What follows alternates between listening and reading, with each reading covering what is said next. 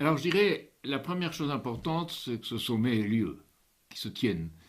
Parce que dans les circonstances difficiles actuelles, c'est important qu'il ait lieu. Je ne crois pas qu'il y ait des partenariats nouveaux qui soient définis, mais c'est un message et des messages pourront être échangés. La première chose très importante, je pense, c'est que ce que le président Xi Jinping a développé comme il l'appelle l'initiative de développement global, son initiative de développement global, et les nouvelles routes de la soie, peuvent se coordonner avec la stratégie Global Gateway européenne. Comment ces deux choses peuvent constituer un tout.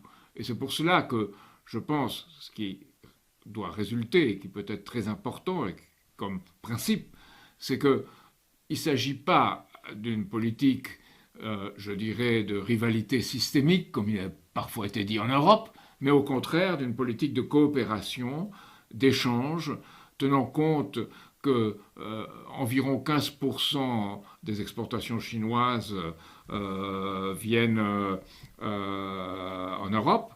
Elle absorbe 15% des exportations chinoises, l'Europe, et que pour, à sens inverse, la Chine représente 10% des exportations des 27 pays européens. Donc il y a une base ferme, il y a une discussion sur cette base ferme, et elle doit être sur la base du multilatéralisme et de la coopération, et pas sur la base de cette rivalité systémique. Moi, j'attendrais que l'accord d'investissement qui avait été conclu fin 2020, à l'incitation d'Angela Merkel, qui avait beaucoup insisté là-dessus, puisse être établi. Pour l'instant, il n'en est pas question, mais il faudrait quand même y penser. Ensuite, c'est tous les domaines du nucléaire, du spatial, de l'aérospatial, et surtout face à la crise alimentaire qui se dessine dans le monde, je crois qu'il y a une coopération dans le domaine agricole et alimentaire qui peut être très importante entre la France et la Chine. Il y a une coopération sur l'environnement. Alors je voudrais que cette coopération sur l'environnement ne soit pas de façon punitive, mais positive, dans une optique de développement et de transformation économique et d'amélioration des choses. Alors, dans ce contexte, la France a un rôle important à jouer. Pourquoi? Parce que la France a le nucléaire, que l'Allemagne n'a pas, le nucléaire civil, la France a une force de frappe militaire, la France a un siège au Conseil de sécurité de l'OTAN et un secteur public. Alors par rapport à cela, la France a un très grand potentiel avec la Chine, notamment il y a deux satellites franco-chinois, il y a la coopération dans le domaine nucléaire qui n'est pas à mon sens allée assez loin. Bref, il y a toutes ces questions. Ce qui est très important, c'est de voir comment l'Europe et la Chine, et en particulier la France, peuvent jouer ce rôle de médiation et d'inspiration pour une paix.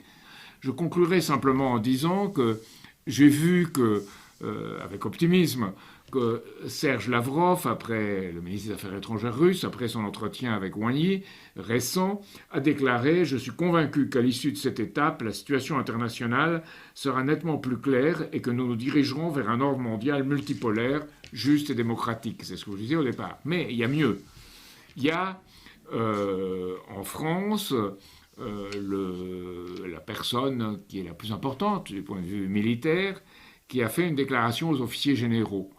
Et elle a dit très clairement, les sanctions prises par la communauté internationale à l'encontre de la Russie frappent durement l'économie russe, bien sûr, mais également les économies occidentales et en particulier les économies européennes. Donc c'est une prise de conscience et la Chine doit jouer ce rôle par rapport à ce qui n'est pas un effondrement ou de grandes difficultés économiques. Et finalement, il conclut le chef d'état-major des armées français, à moyen terme, l'une des conséquences de cette guerre, la guerre en Europe, en Ukraine, sera sans doute une période de restructuration des relations économiques mondiales. Alors là, on voit un rapprochement avec ce qu'a dit M. Lavrov et ce qu'a dit M. Yang Yi, et je crois qu'il y a une chance à jouer. Ce moment sera peut-être bref dans l'histoire, mais une grande chance à jouer de coopération pour le développement mutuel.